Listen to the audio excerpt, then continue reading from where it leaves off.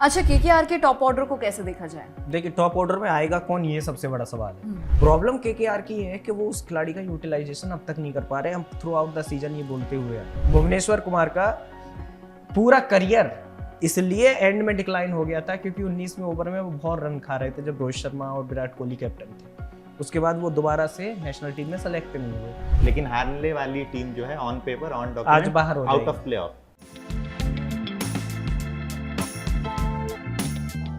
नमस्कार, मैं हूं दीपाली। आप देख रहे हैं MH1 का डिजिटल प्लेटफॉर्म और हमारे इस खास प्रोग्राम पिच पे पंगा में आप सभी व्यूअर्स का बहुत बहुत स्वागत है।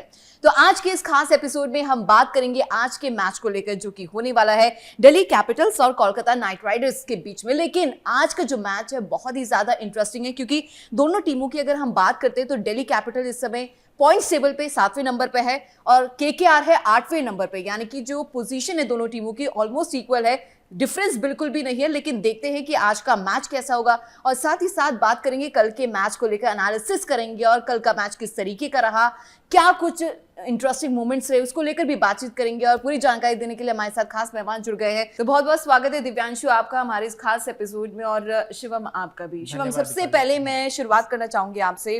आज का जो मैच है दोनों टीमें पॉइंट्स टेबल पर इक्वल नंबर पे, एक 7वें नंबर पे, एक 8वें नंबर पे है। क्या लगता है इस बार का मैच कैसा होगा आज का? देखिए, आज का मैच ऐसा होगा, दोनों टीमों में ये कसमकस है कि नीचे से टॉप किसको करना है। बिल्कुल, है ना। जिस तरीके की परफॉर्मेंस रही है, दिल्ली की टीम अच्छी थी कंपैरिजन जो नीचे की टीमें हैं उनमें, और केकेआर की टीम भी अच्छी थी। अगर आप देखेंगे तो इनके पास बैटिंग डेप्थ बहुत अच्छी है, दिल्ली के पास बॉलिंग बहुत कमाल की थी। लेकिन वही है, सिर्फ डॉक्यूमेंट में अच्छा होना और एक्चुअल में परफॉर्म करना ग्राउंड पर, दोनों अलग चीजें हैं। बिल्कुल, दोनों ही टीमें नहीं कर पाई और मुंबई का भी वही हाल है। तो ऑन डॉक्यूमेंट आप कैसे हैं वो मायने नहीं रखता। मायने ये रखता है आप ग्राउंड पे जाके कैसा परफॉर्म कर रहे हैं। ग्राउंड परफॉर्मेंस बहुत खराब रहा है जी। ठीक है दिव्यांशु, मैं आपके पास यहाँ पर आना चाहूंगी।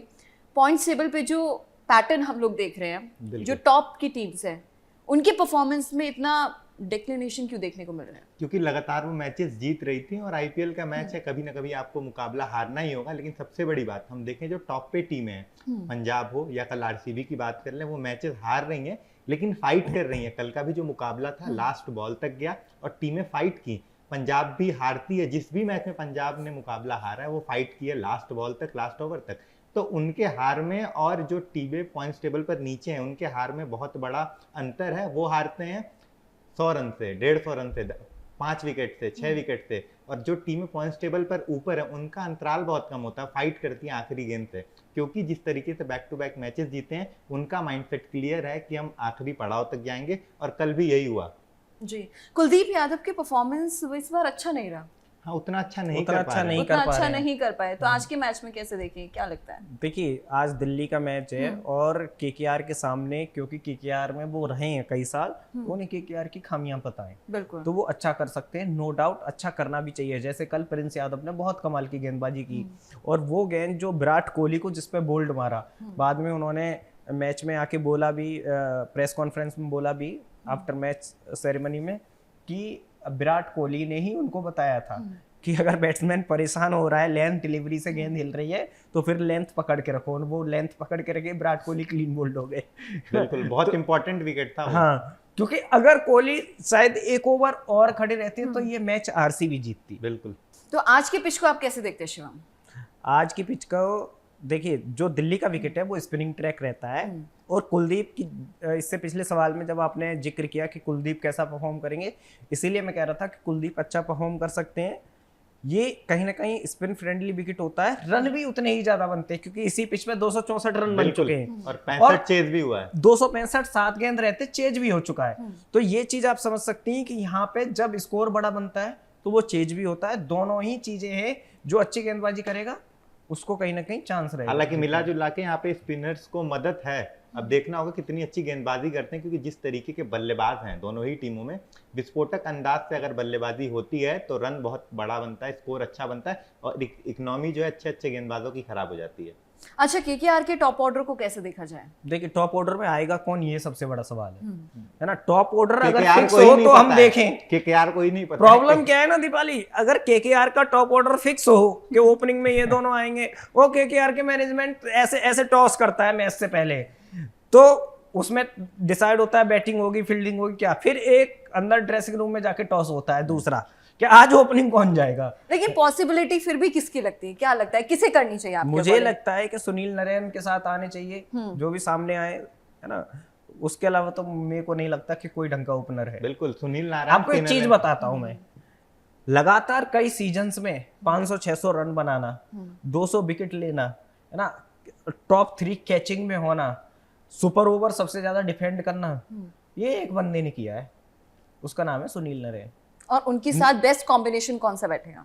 देखिए सुनील के साथ ऑब्वियसली वरुण है ना, बेस्ट कॉम्बिनेशन तो इससे ज्यादा क्या ही होगा। लेकिन प्रॉब्लम केकेआर की है कि वो उस खिलाड़ी का यूटिलाइजेशन अब तक नहीं कर पा रहे, हम थ्रू आउट द सीजन ये बोलते हुए आए। बिल्कुल, और इसका असर कहीं ना कहीं परफॉर्मेंस में देखने को मिला है। ही आप अब देखिए, बेस्ट कैप्टन या बेस्ट मैनेजमेंट वो होता है जो अपने एक अंडररेटेड खिलाड़ी से भी परफॉर्मेंस निकलवा पाए। वरुण एरोन की यहाँ पे तारीफ करनी पड़ेगी कि उन्होंने डोमेस्टिक के खिलाड़ियों से प्रफुल्ल लिंगे, साकिब हुसैन बहुत परफॉर्मेंस बड़ा निकलवाई, example है ना, जिनको कोई नहीं जानता था उनको स्टार बना दिया, है ना। प्रिंस यादव एग्जांपल है लखनऊ में, बिल्कुल। मुकुल चौधरी आप एग्जांपल है। ऐसे समझिए कि मयंक यादव जिस पेस बैटरी में हो, है ना, जिस पेस बैटरी में आपके मोहम्मद शमी हो, जिस पेस बैटरी में आपके क्या कहते हैं, नहीं प्रिंस के साथ आवेश खान हो, ये तीनों इंटरनेशनल गेंदबाज हैं, नेशनल टीमों के लिए खेलते हैं। और अगर अंतर्राष्ट्रीय गेंदबाजों की बात करेंगे तो साउथ अफ्रीकन गेंदबाज भी है उनके पास। इस सब के बावजूद, है ना, उन्होंने कमाल का परफॉर्मेंस दिया है। तो ये दिखाता है कि भाई उनमें किस तरीके की क्षमता है। कल के मैच में भी 19वां ओवर डालने आए थे वो, मतलब 18वां ओवर, क्योंकि 19 ओवर का मैच था, तो 18वां ओवर डालने आए थे। अगर वो ओवर पिट जाता तो हो सकता है लास्ट ओवर में 10-12 रन ही बनाने को होते।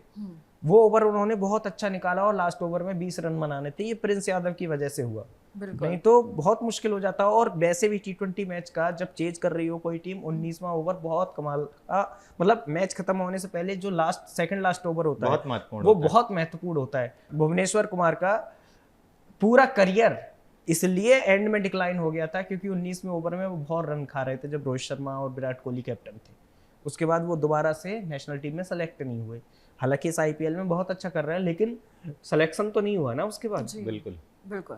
अच्छा, दोनों टीम्स की अगर मैं बात करूं तो प्लेऑफ में बने रहने के लिए सबसे ज्यादा किसे मेहनत करनी पड़ेगी? देखिए आज का जो मुकाबला है वो करो या मरो का मुकाबला है, क्योंकि KKR और दिल्ली जो भी दोनों टीमों में से आज का मुकाबला हारेगी वो officially on paper on document playoff से बाहर हो जाएगी। दूसरी टीम भी अगर देखा जाए लॉजिकली तो बाहर ही है, लेकिन ऑन पेपर अभी भी फाइट करेगी, सारे मुकाबले जीतेगी तो एक बार चांसेस हैं कि प्लेऑफ में जाएगी। लेकिन हारने वाली टीम जो है on paper on document out of playoff आज टोटली बाहर हो जाएगी। लेकिन देखते हैं, वही आपने जैसे बताया कि डू एंड डाई वाली सिचुएशन इस समय दोनों टीमों के लिए, और डिफरेंस पॉइंट्स टेबल पे दोनों टीमों के बीच में ज्यादा नहीं, एक 7 पे और एक 8 पे। लेकिन देखते हैं कि आज का मैच कितना इंटरेस्टिंग होगा और कौन सी टीम आज बाजी मारेगी, ये देखना बहुत इंटरेस्टिंग होने वाला है।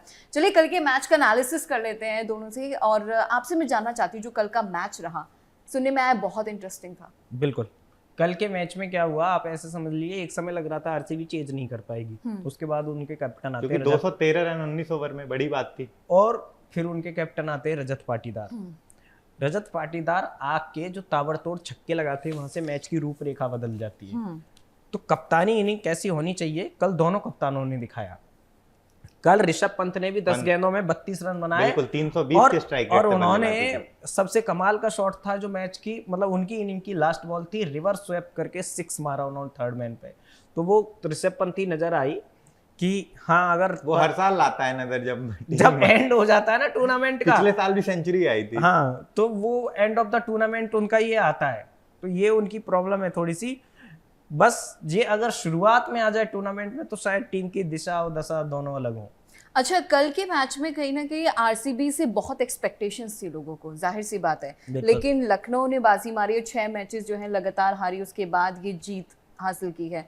तो कैसे देखे इस चीज? लखनऊ की बहुत बड़ी जीत है, परफॉर्मेंस या स्ट्रैटेजी कितना सब में बदलाव है और सबका रिजल्ट भी आया, क्योंकि बैक टू बैक अपने ही होम ग्राउंड में इकाना हार रही थी। इस सीजन इकाना में एक भी मुकाबला लखनऊ नहीं जीती थी, कल वो पहला मुकाबला जीती अपने होम ग्राउंड में।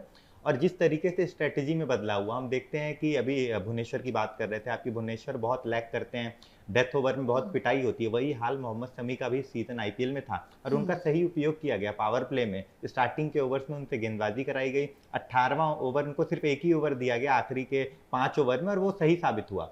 हालांकि 18वें ओवर में भी उनके दो छक्के लास्ट दो गेंदों पे लगे थे, लेकिन अगर एक और ओवर होता उनका तो और मुश्किल हो जाता। तो कहीं ना कहीं सही तरीके से उपयोग किया गया, जिस तरीके से प्रिंस यादव का उपयोग किया गया। कल एक जुआ भी खेला था ऋषभ पंत ने, आखिरी ओवर दिया उन्होंने दिग्वेश राठी को, तो ये ऐसा जुआ था कि अगर 2 छक्के पड़ जाते तो फिर उल्टा पड़ जाता, क्योंकि उससे पहले 2 ओवर में 41 रन आ चुके थे उनके ओवर में दिग्वेश राठी के। जी अच्छा, कोई ऐसा मोमेंट रहा जब लगा कि भाई लखनऊ अब हार सकती है? हाँ, कुणाल पंड्या ने जब छक्के मारे, हाँ, और टिम डेविड जब तक मैदान पे थे तो लगा कि लखनऊ गई। लेकिन किस तरीके से ओवरकम किया? ओवरकम मैं बता तो रहा हूँ, प्रिंस यादव ने बहुत कमाल की गेंदबाजी की। बिल्कुल, और जिस तरीके से विकेट गिरा टिम डेविड का, और उसके बाद रोमारियो सेफर्ड जब बल्लेबाजी कर रहे थे, फिर जिस तरीके से प्रिंस यादव का ओवर आया, वहां पर कहीं ना कहीं 2 छक्के लगने के बाद जब 18वें ओवर में प्रिंस यादव आते हैं, उन्होंने बहुत सूझबूझ के साथ गेंदबाजी की। सिर्फ एक चौका गया, बाकी उन्होंने अच्छी गेंदबाजी की, इसलिए आखिरी ओवर में 21 रन की जरूरत थी, 20 रन की जरूरत थी। और दूसरी चीज ये भी है, प्रिंस यादव ने 3 विकेट लिए, उनमें से विराट कोहली को आउट करना, वो बहुत कमाल की डिलीवरी थी। विराट कोहली को 0 पे आउट करना। हाँ, वाओ। मिशेल मार्श की मैच विनिंग परफॉर्मेंस क्या कहें? देखिए, उनसे हमेशा ओपन कराना चाहिए, वो हार्ड हिटर है, उनका पुल शॉट बहुत कमाल का लगता है। और जो आपके बैट्समैन, जैसे कल पूरन आए, उतना अच्छा तो नहीं किया, फिर भी अच्छा किया पहले से बेहतर। हाँ, पूरन का और मिचेल मार्श का उपयोग आप पावर प्ले में ही कर सकते हैं, क्योंकि वो उठा के मारते हैं। कल भी पूरन के कई सारे कैचेज, मतलब वो ऑफ ड्राइव लगाने जा रहे थे थर्ड मैन बाउंड्री पे, कई सारी गेंदें। क्या होता है, जब एक बैट्समैन जो ताबड़तोड़ माइंडसेट का होता है ना, वो दीपाली ये नहीं देखता कि गेंद कितनी हिल रही है, उसका बैट फ्लो ऐसा होता है, उसका बल्ला चलता है। अब प्रॉब्लम क्या होती है, कई बार एजेस लगते हैं, और जब आपका इनफील्ड में अंदर खिलाड़ी होते हैं तो इनफील्ड क्लियर कर देते हैं ऐसे बैट्समैन, तो वहां से उनको रन बनाने की क्षमता ज्यादा बनती है। Mitchell Marsh through out the IPL consistent रहे थे, मिचेल मार्श तो अच्छा पता नहीं क्यों नहीं दे रहे थे, ओपनिंग कभी कभी नहीं करा रहे थे, तो उसका नतीजा भी खराब ही रहा था। जिस तरीके का कल परफॉर्मेंस लखनऊ का रहा है, क्या लगता है आपको प्लेऑफ में अपनी जगह बना सकती है? असंभव है। नहीं लगता? कितनी मेहनत करनी पड़ेगी? बहुत मेहनत चाहिए, लेकिन अभी मौका है उनके पास? मौका तो है, लेकिन माइंडसेट नहीं है।